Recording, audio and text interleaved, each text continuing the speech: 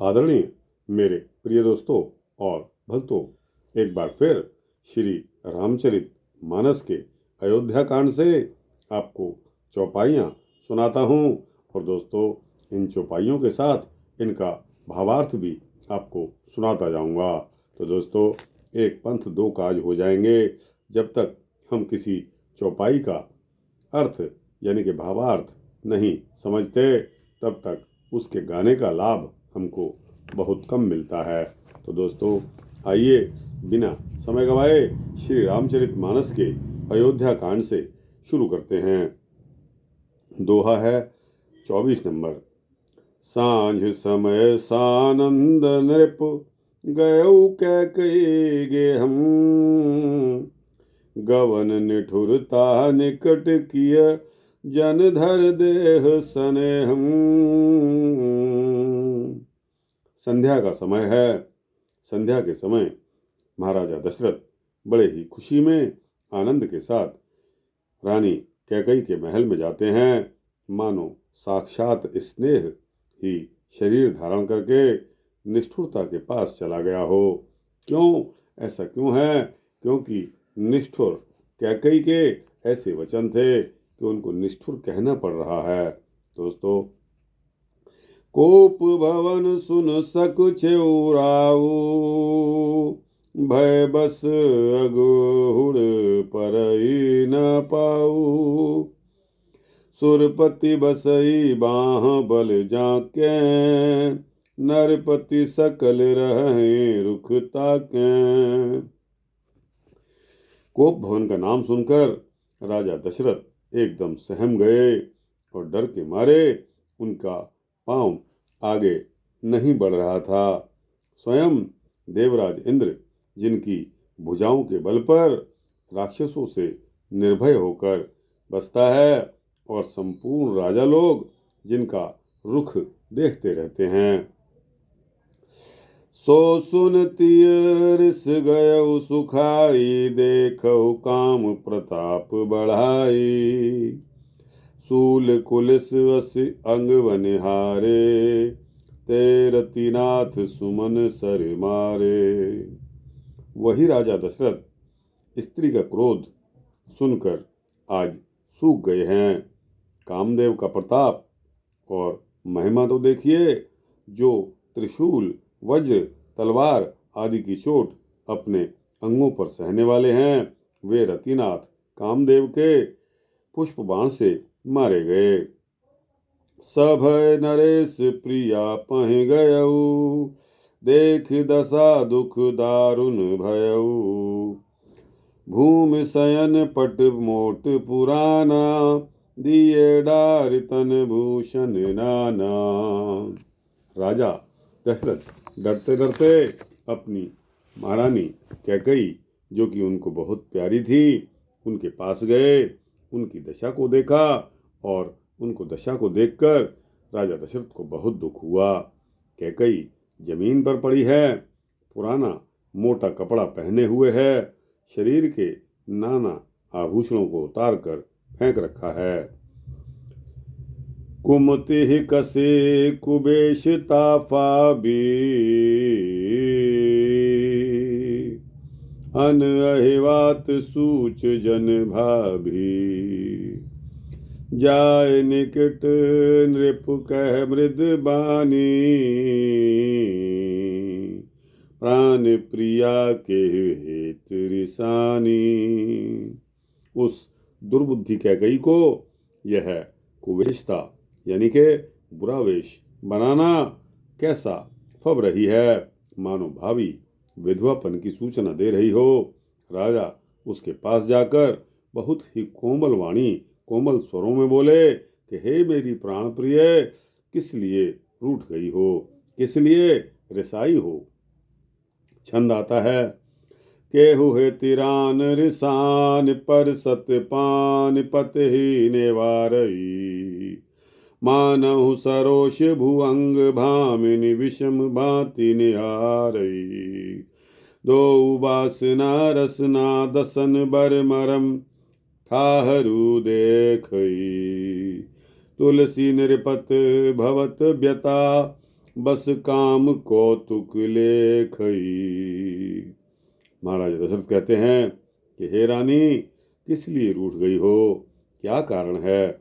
यह कहकर महाराजा दशरथ हाथ से महारानी का स्पर्श करते हैं तो वह उनके हाथ को झटक कर दूर फेंक देती है और ऐसे देखती है मानो क्रोध से भरी हुई नागिन क्रूर दृष्टि से देख रही हो।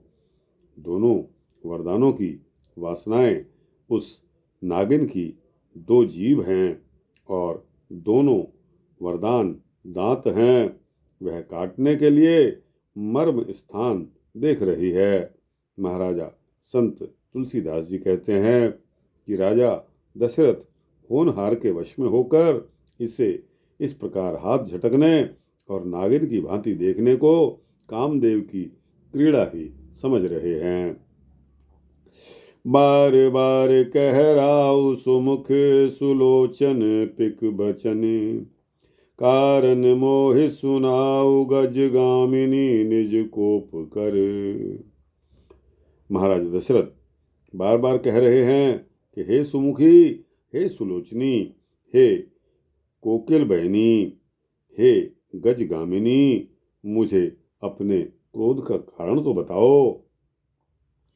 अनहित तोर प्रिया कहीं कीना, अनहित तोर प्रिया कहीं कीना, केहि दुई सिर केहि जमु चहलीना,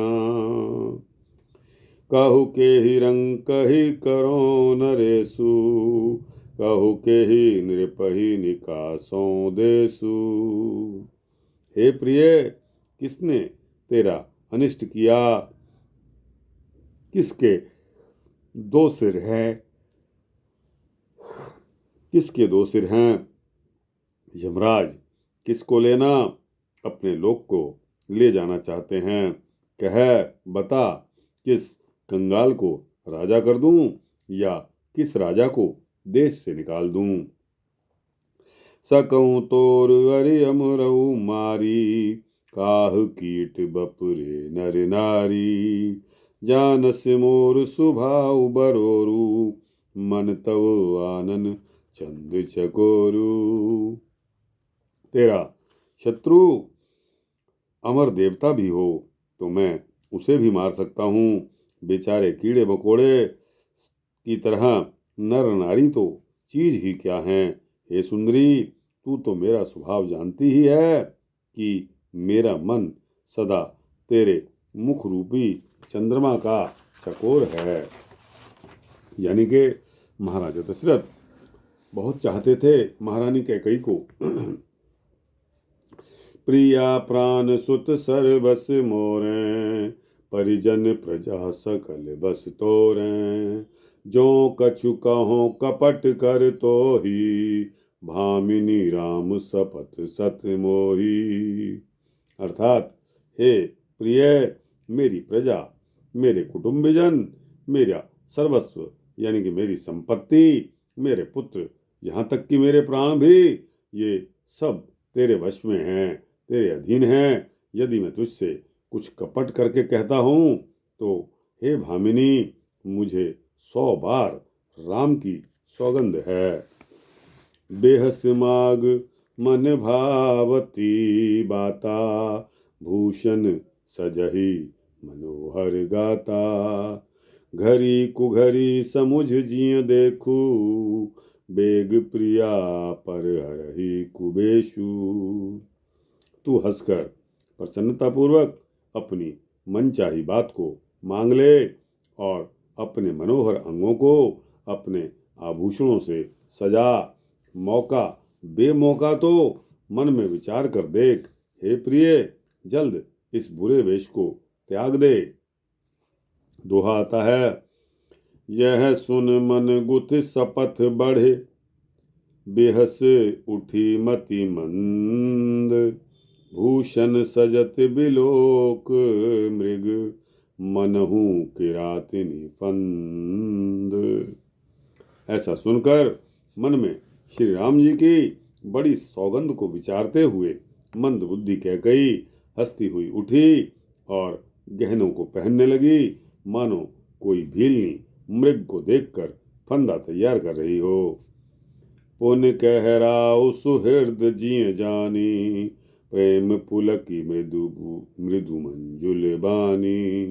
भामिनी भयउ तोर मन भावा, घर घर नगर आनंद बधावा। अपने मन में कैकई को सुहृद जानकर राजा दशरथ प्रेम से पुलकित होकर कोमल और सुंदर वाणी में बोलते हैं। क्या बोलते हैं? हे भामिनी, तेरा मन चीता हो गया। नगर में घर घर आनंद के बधावे बज रहे हैं। राम हृदय काल जुब राजू, सजहे सुलोचन मंगल साजू। दल की उठे सुने हृदय कठोरू, जन छुई गयहु पाक बर तोरू। मैं कल ही श्री राम को युवराज का पद दे रहा हूँ, इसलिए है सुनैनी तू मंगल साज सजा। ऐसा सुनते ही उसका बतौर हृदय फटने लगा, मानो पका हुआ बाल तोड़ फोड़ा छू लिया हो। ऐसे पीर भी हंसते गोई, चोर नार जिम प्रगट न रोई। लखहि न भूप कपट चतुराई, कोट कुटिल मन गुरु पढ़ाई। ऐसी भारी पीड़ा को भी उसने हंसकर छिपा लिया, जैसे चोर की स्त्री प्रकट होकर नहीं रोती, जिसमें उसका भेद न खुल जाए। राजा उसकी कपट चतुराई को नहीं लख रहे हैं, क्योंकि वह करोड़ों कुटिलों की शिरोमणि गुरु मंथरा की पढ़ाई हुई है। यद्यपि नीत निपुण नर नाहु, नारी चरित जल निधि अवगाहु। कपट सनेहु बढ़ाए बहोरी, बोली बिहस नयन मुँह मोरी। यद्यपि राजा नीति में तो निपुण हैं, परंतु तिर्या चरित्र तो समुद्र है। फिर वह कपट युक्त प्रेम बढ़ाकर ऊपर से प्रेम का दिखावा, नेत्र और मुंह मोड़कर हंसती हुई बोली। दोहा आता है, माग माग पै कहु पिय, कबहु न देहु न लेहु। देन कहेहु बरदान दुई, तेऊ पावत संदेहु। हे मेरे प्रियतम, आप मांग मांग तो कहा करते हैं, पर लेते देते कुछ भी नहीं है। आपने 2 वरदान देने के लिए कहा था, उनमें भी मिलने में संदेह है। जाने उमरम राव हंस कहई, तुम ही कुहाब परम प्रिय आई। थाती राख न मांगेहु काऊ, बिसर गयऊ मोहि भोर सुभाऊ। राजा ने हंसकर कहा, अब मैं तुम्हारा मतलब समझ गया। मान करना तुम्हें परम प्रिय है। तुमने उन वरों को थाती यानी कि धरोहर रखकर फिर कभी मांगा ही नहीं, और मेरा भूलने का स्वभाव होने से मुझे भी वह प्रसंग याद नहीं रहा। झूठे हूँ हम ही दोष जन देहु, दुई कै 4 माग मक लेहु। रघुकुल रीत सदा चले आई, प्राण जाहु पर वचन न जाई। मुझे झूठ मूठ दोष मत दीजिए, चाहे 2 के बदले 4 मांग लो। रघुकुल में सदा से यही रीति चली आई है कि भले ही प्राण चले जाएं, परंतु वचन नहीं जाना चाहिए। नहीं असत्य समपातक पुंजा, गिर सम होई की कोटिक गुंजा। सत्य मूल सब सुकृत सुहाए, वेद पुराण विदित मन गाए। असत्य के समान पापों का समूह भी नहीं है। क्या करोड़ों घुंघसियाँ मिलकर ही कहीं पहाड़ के समान बन सकती हैं। सत्य तो समस्त उत्तम सुकृतों यानी कि पुण्यों की जड़ है। यह बात वेद पुराणों में प्रसिद्ध है और मनु जी ने भी यही कहा है। तेहि पर राम शपथ करे आई, सुकृत स्नेह अवध रघुराई।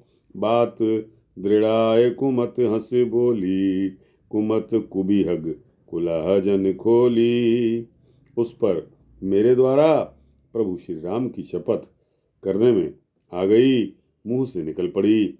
श्री रघुनाथ जी मेरे पुण्य और स्नेह की सीमा है। इस प्रकार बात पक्की करवाकर दुर्बुद्धि कैकई हंसकर बोली, मानो उसने कुमत यानी कि बुरे विचार रूपी दुष्ट पक्षी बाज को छोड़ने के लिए उस कुलही यानी कि आंखों पर टोपी डाल दी। दोहा आता है, भूप मनोरथ सुभग बन, सुख सुबिहंग समाज। भिल्लनी जिमी छाड़न चहते, बचन भयंकर बाज। राजा का मनोरथ सुंदर वन है, सुख सुंदर पक्षियों का समुदाय है। उस पर भीलनी की तरह कैकई अपना वचन रूपी भयंकर बाज छोड़ना चाहती है। मास पारायण तेहरा तेरहवा विश्राम। आगे आता है, सुनहु प्राण प्रिय भावत जी का, देहु एक बर भर तहि टीका। मांगहु दूसर भर कर जोरी, पूर्वहु नाथ मनोरथ मोरी। कैकई बोलती है, क्या बोलती है कि हे मेरे प्राण प्यारे, सुनिए मेरे मन को भाने वाला एक वर तो दीजिए, भरत को राज तिलक। कितना सुंदर वर मांगा। और हे नाथ, दूसरा वर भी मैं हाथ जोड़कर मांगती हूँ, मेरा मनोरथ पूरा कीजिए। तापस वेश विशेष उदासी, 14 बरस राम बनवासी। सुन मृद वचन भूप हिय सोकू, सस कर छुअत बिकल जिम कोकू। तपस्वियों के वेश में विशेष उदासीन भाव से राज्य और कुटुंब आदि की तरफ से भली भांति उदासीन होकर विरक्त मुनियों की तरह श्री राम 14 वर्ष तक वन में निवास करें। कैकई के कोमल विनय युक्त वचन को सुनकर राजा के हृदय में ऐसा शोक लगा, ऐसा तीर लगा कि जैसे चंद्रमा की किरणों के स्पर्श से चकवा विकल हो जाता है। गयउ सहम नहीं कछु कही आवा, जन सचान बन झपटे उलावा। बिबरन भयउ निपट नर पालू, दामिनी हनऊ मनहु तर तालू। राजा सहम गए, उनमें कुछ कहते नहीं बन रहा था। मानो बाज वन में बटेर पर झपट्टा मार चुका हो। राजा का रंग एकदम उड़ गया, मानो ताड़ के पेड़ पर बिजली गिर गई हो। जैसे ताड़ के पेड़ पर बिजली गिरती है तो वह झुलस जाता है और उसका रंग बदरंग हो जाता है। वही हाल राजा दशरथ का हो गया है। माथे हाथ मूद दो लोचन, तन धर सोच लाग जन सोचन। मोर मनोरथ सुर तर फूला, परत करिन जिम हतेउ समूला। माथे पर हाथ रख के दोनों नेत्रों को बंद करके राजा दशरथ एक ऐसी सोच में पड़ गए, मानो साक्षात सोच ही शरीर धारण कर सोच कर रही हो। वे सोच रहे हैं, हाय मेरा मनोरथ रूपी कल्प वृक्ष फूल चुका था, परंतु फलते समय कैकई ने हथनी की तरह उसे जड़ समेत उखाड़ कर नष्ट कर दिया है। अवध उजार कीन कैकेयी, दीनस अचल विपत कैनेयी। कैकई ने अयोध्या को उजाड़ कर रख दिया और विपत्ति की अचल यानी कि सुदृढ़ नींव डाल दी। दोहा आता है, कब ने अवसर का भयऊ गयऊ नार विश्वास, जोग सिद्धि फल समय जिमि जत ही अविद्या नाश। किस अवसर पर क्या हो गया, स्त्री का विश्वास करके मैं वैसे ही मारा गया जैसे योग की सिद्धि रूपी फल मिलने के समय योगी को अविद्या नष्ट कर देती है। एह विधिराव मन ही मन झांका, देख कुभांति कुमति मन माका, भरत की राउर पूत न होही, आने मोल बैसाही कि मोही। इस प्रकार राजा मन ही मन खींच रहे हैं। राजा का बुरा हाल देखकर दुर्बुद्धि कैकई मन में बुरी तरह से क्रोधित हुई और बोली, क्या भरत आपके सुपुत्र नहीं हैं? क्या मुझे आप पैसा देकर खरीद कर लाए हो? क्या मैं आपकी विवाहिता पत्नी नहीं हूँ? जो सुने सर अस लाग तुम्हारे, काहे न बोलहु वचन संभारे, देहु तर अनुकरहु कि नाही, सत्य संध तुम रघुकुल माही। जो मेरा वचन सुनते ही आपको बाण सा लग गया हो, आप सोच समझकर बात क्यों नहीं कहते? आप मेरे को उत्तर दीजिए, हाँ कीजिए, नहीं तो मना कर दीजिए। आप रघुवंश में सत्य प्रतिज्ञा वाले प्रसिद्ध ठहरे। देन कहेहु अब जन बर देहु, तजहु सत्य जग अपजस लेहु, सत्य सराहे कहेहु बर देना, जानेहु ले माग चबेना।